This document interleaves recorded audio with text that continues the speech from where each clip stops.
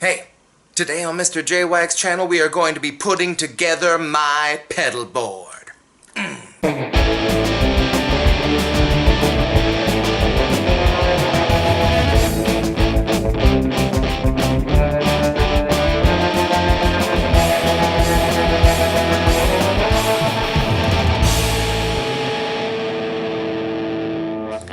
Now, as a bunch of you know, I am a guitar player as well as a piano player, as well as harmonica and lots of other fun things. But the cool things about pedal boards is they're these tiny little metal boxes that create different sounds and effects with just the tap of your foot.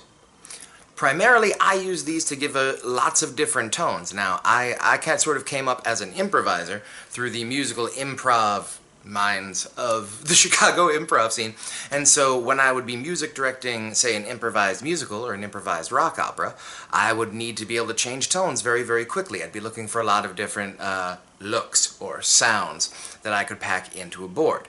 So, this is my pedal board of choice. This is called a holy board. It's named so just because it is a board. And it is full of holes. I hope you got that. Full of holes. So it's just a piece of plywood pressed out like this. It looks sort of like a school desk if you look at the plywood. And then it comes with these little rubber feet at the bottom, and it comes with these little ramps here, and you just screw it together. It was a whole thing where they just send it to you and you do it yourself. I sanded it, I lacquered it, I signed it to myself. Oh, great board, J-Wags. And I've been using it ever since. The reason I like this version as opposed to some of the other great pedal boards that are out there, there are a lot of great ones out there. Use, of course, what works for you, but what I like about this is the whole design makes sure that we don't have to glue a whole bunch of, say, Velcro or any sort of nasty substance to these pedals that you love so much. You put them here on the pedal board, and then you use a zip tie to tie it to the board. Also, because it's double-sided like this, any pedals that are always on pedals, or say, like if you have a power strip or something like that, or a power supply, you can strap it to the back of this to save space for that. We're going to get back to that later. Alright, now let me show you my pedals. Now, when you are an improv music director, the first three things you need to be concerned with in a live improv setting is volume, volume, and volume. If you are playing any sort of rock show with improvisers, chances are they are not going to be mic'd, or if they are, they're not going to be mic'd very well. And you, if you are leading some sort of large band, which is a thing that you can do, we get really, really loud. So you need to make sure that whatever cool sounds you are doing is not drowning out the people everyone else paid to see. So, the first pedal I would use in this situation is a noise suppressor. Ooh, this one is the Boss NS1. I love this pedal a lot. Basically what you do is you plug it in here, it loops through here, then you go through all of your effects, and then it comes back in and loops back out for anything that would be like a delay effect. The way it works is it sets a threshold below which you don't hear anything. So if you've got a very, very hot guitar, or if you're playing with some gain pedals that are very, very hot, you're going to get a whine or a buzz. This is going to cut all of that out because you set your threshold to a certain sound level, and anything below that level will just be cut out, and you just get beautiful, beautiful silence when you want silence. The other great thing about this pedal is you can use it as a mute. You can just hit it and mute. That is one of the settings on it. So that's really awesome. Silence is golden.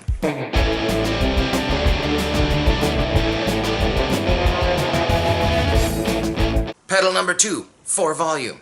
Bam! The exotic SP compressor. Now a compressor is just that. It takes your sound and it compresses it. It makes your softs louder, and it makes your louds softer. So that means if you hit like something really hard and then you hit something sort of soft, it's going to even that sound out a bit. But then you're probably thinking, well, what do I do if I want to just blast out really loud, or if I want to actually get softer? Does that mean I'm just going to have to work the volume knob? That gets really, really, really awkward if you're trying to do that. Hold on.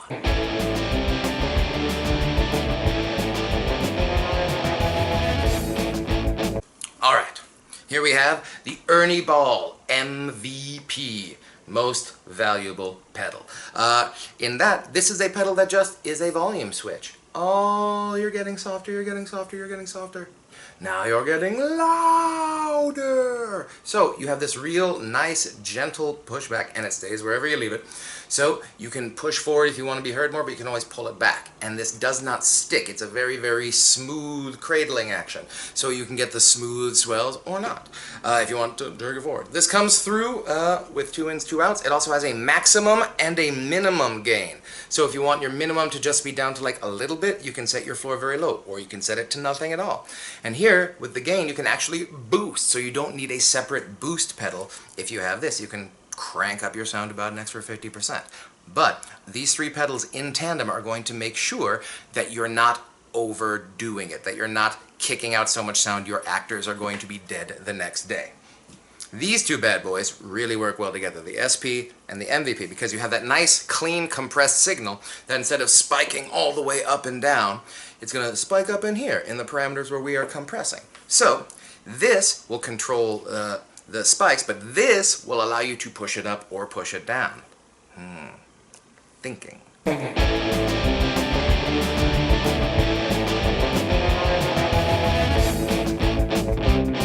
Now, here's a pedal you probably don't think about that much, but you probably should have on your board as much as possible. A tuner pedal. Now, you may have noticed that I have a couple large pedals over here and a couple things like that. This is a standard boss size one, so I just sort of consider anything boss size to be standard. This is a tiny little tuner, and you can get other ones like this. I know that there's like a Polytune mini that gets very, very small. This one seems to work for me really well. It's got a built-in mute on it. This is the Tom Stein Engineering. Well, and you just throw it in there, and it gives you what you want. Best yet, it's a mute.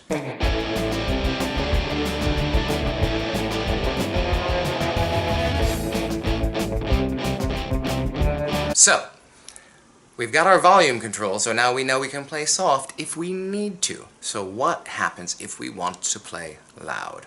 Well, then we need our gain pedals. Dirt pedals, distortion pedals, overdrive pedals, fuzz pedals, these are all called dirt. They give you that awesome, cool, rocking sound that gives you the rock and roll you want. And obviously, if you're going to be playing guitar, you're going to want some distortion. Some distortion and overdrive can be built into your amp. So, I like to get 3 different forms of dirt and sort of be able to mix them and match them as I go. And all of my dirt pedals I use are from Hot One. They are this Chinese brand, and they create these lovely tiny clones of other guitar circuits, and they sell them to you, and it's awesome. A couple things with them. These are very, very tiny. These are too tiny to actually use a 9-volt battery in, so you need to have a plug-in daisy chain adapter of some sort. Getting to that later. Also, these pedals are really great in that they manage to fit 3 whole knobs, 1, 2, 3, and an extra dip switch right here, into a very, very tiny enclosure. So, you can get a bunch of these into the space that you would put one of those gigantic volume pedals on. So, when we assemble, I'll show you how to use that. This bad boy is called a Grass. It is a, they call it a Dumble clone if you were looking for sort of a nice, clean, vintage overdrive feel. I love using this pedal a lot. I tend to go with humbuckers when I play. And this one gives you sort of a brighter, single coil, Fendery tone if you want. If you take all of your gain out, you can get a really nice clean boost on that, for those of you who aren't using a volume pedal. This one right here, bam, is called the Chunk. I use this one as sort of a Marshall stack sort of feel. It's a heavier sort of thing. Since I'm already playing with humbuckers, I don't use this one as much, but these two combine to a pretty cool sound. So I'd say these are a lot of fun to work with. Any of you who like doing Marshall stack stuff, classic rock, even some metal stuff can get a lot of really cool tones out of this. It's a very heavy pedal. Not nearly as heavy though as what we call the Whip. The Whip. This one gives you sort of a weird silicon fuzz. It gives you some really cool, like, 90s Smashing Pumpkins tones, but you can also dial in some really cool Metal Zone tones, for those of you who are fans of the Boss Metal Zone. Some of you are. And it's more versatile, and there's more sound in the Whip than you might think there would be. So, using these 3 in tandem, I can create all sorts of different rock sounds, from 70s to like sort of funky 80s Bon Jovi, to like kick it out into the funkier, grungy era stuff. Some Rage Against the Machine, things like that. I'm now covered.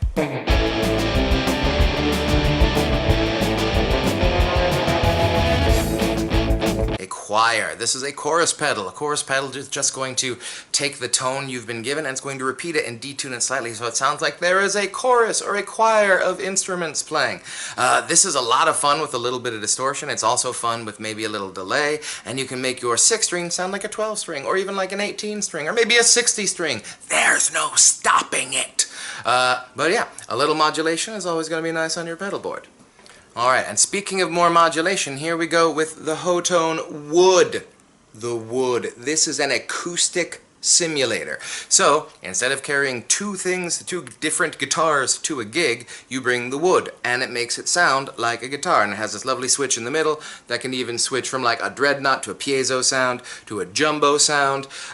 It's a very, very cool pedal. Not as versatile as some of the other pedals. It does the one thing well, but it's this big so you can squeeze it onto your board.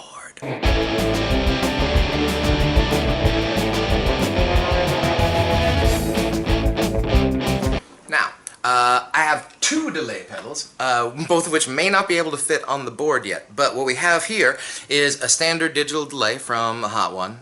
It's Echo, because it creates echoes, and this is a good little delay. I've never had any problems with it. It gives you, I think, a ½ second of full delay time, and it sounds great. I do prefer this bad boy, or this pretty lady right here, the Violetta delay. She is beautiful, she is chrome. I'm trying not to chrome things out too much on it. But this is a digital delay pedal that sounds like analog. It is so beautiful, it is so rich, it is so warm. And one of the cool things about it, instead of having side jacks, like here, this is for an expression, this is for power, your input-output is here on the top.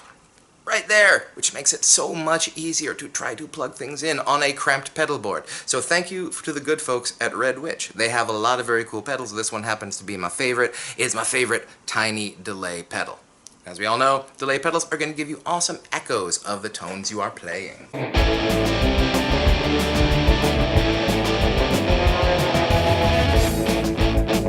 Now here is a pedal that I do find incredibly useful, and it may be the only time I go with a larger pedal rather than the smaller version of it. One of the cooler things you can do, Ed Sheeran fans as you know, is looping, where you just lay something down, hit the looping pedal, and it will keep playing while you play something over it. So I have my own looper. It's a Ditto looper, the X2. Now, the reason why I don't use the X1, or Hot One makes a looper called the Wally, and there's some other like really good loopers out there, but the one I wanted was this one because it has two buttons. It has a start and a stop.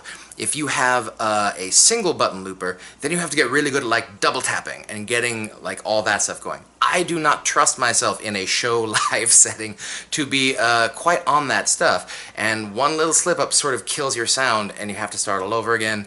It's not as much fun. So this gives you a dedicated start switch and a stop switch, as well as a big volume knob that you can crank with your foot by just jamming it on there and pushing it back and forth, which is awesome. And this one also gives you a couple cool effects, like you can reverse the loops, you can take them at half speed, or you can just stop them wherever you want with that pedal. That's what that switch does. So I like it a lot. You can go stereo or mono into it. I have not yet tried to run two different instruments through it at the same time. Maybe that will be a different video.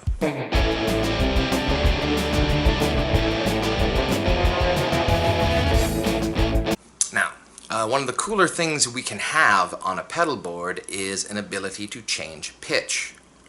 Bam, we have a harmonizer right here. This is the Electro Harmonics Pitchfork. I love this pedal. First of all, it's a very, very small pedal for what it does. Bam! It's a nice, small-sized pedal. But what it does is it gives you a chance to harmonize. So you blend it, that's your blend knob, and this means more of the harmony tone, less of the harmony tone. And then you get intervals right here. See all those numbers? That's like a second, a minor second, a major third. These big black ones are octaves. Octave up, octave down. That's what this switch does. You can go up or down. There are just so many different tones and harmonies you can get out of this one pedal. And this is smaller than the micro Pog I used to have, which was made by Electro Harmonics, Pog, polyphonic octave generator. It only did one thing. It did the octaves up and octave down. This one does that and so many more things. So I really, really like the Pitchfork. And this one will definitely be finding its way on the board because this is a great way to automatically just throw a bass into your thing, or throw a bass on top of a guitar. Do some White Stripes kind of funk stuff. Funk, rock stuff. You know what I mean. It's a very useful pedal, and I highly recommend it for anyone trying to add a little more to their sound.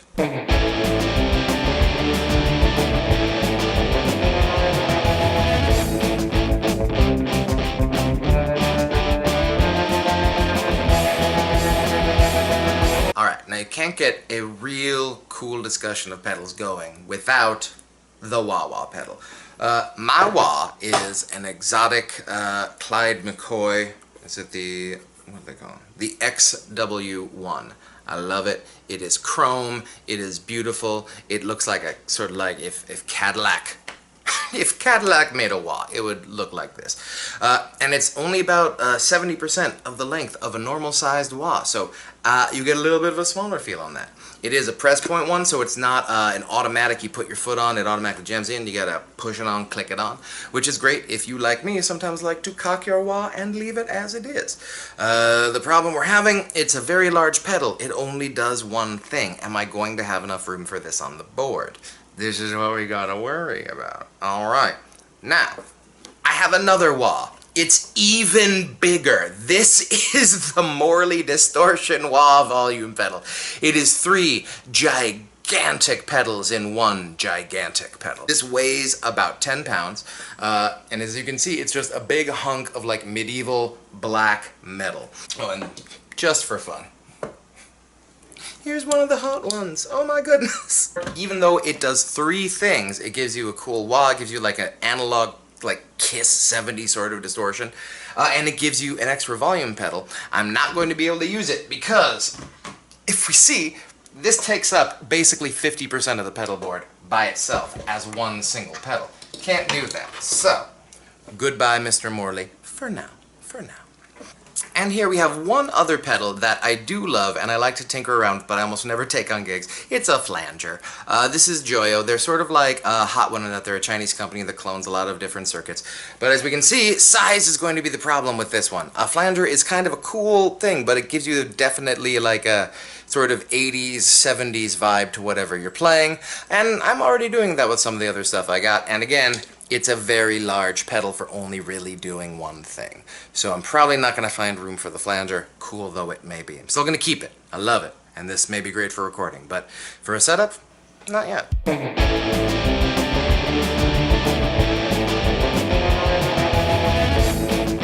Now, some of you might be asking, hey, if you're really concerned about space, if you're really concerned about weight, why are you using all these sorts of pedals anyway? Haven't you heard of multi-effects pedals? Yes. And I have one, actually. I have one here. It's Zoom GN1, I believe. G1N, G1 Next. This is a relatively old pedal, but it still works great. I've had a lot of luck with Zoom pedals.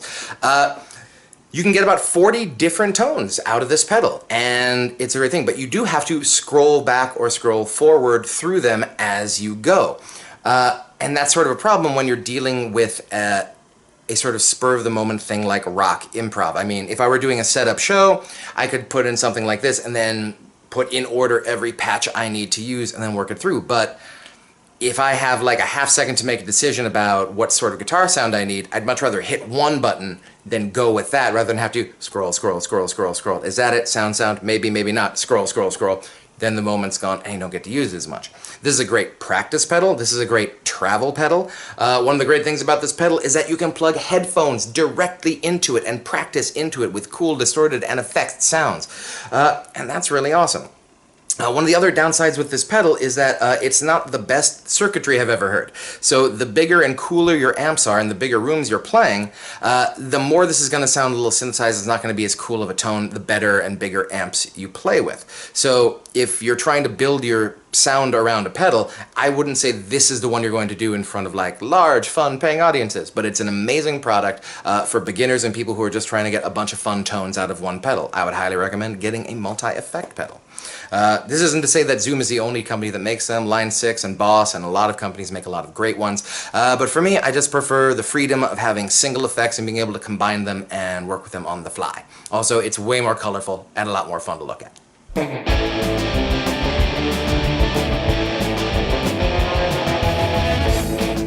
So those are the pedals we have. Now the choice is going to be, how are we going to put them all together in the best sound possible while still having something I can still put into one bag and get me to the gig. Alright, we'll figure that out next time. I'm Mr. J-Wags. I'll see you next time.